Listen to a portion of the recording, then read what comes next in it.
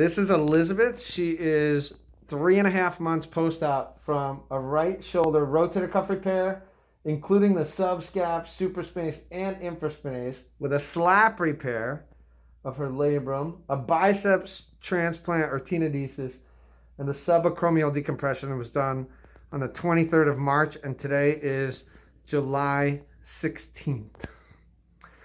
Elizabeth, if you don't mind, bring your arm all the way up, come back down, go out to the side all the way up, as high as you can, come back down, keep your elbow touching your body, and just rotate out, and then go behind your back.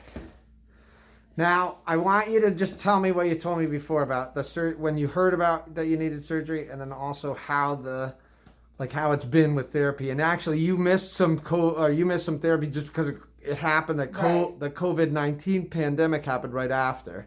Go ahead.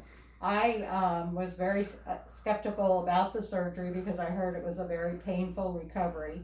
But after the surgery, I had no pain from day one to now.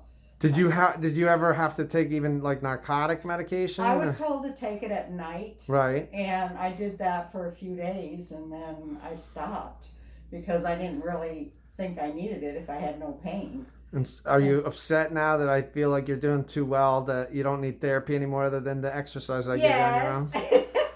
Very good. Thank you. You're welcome.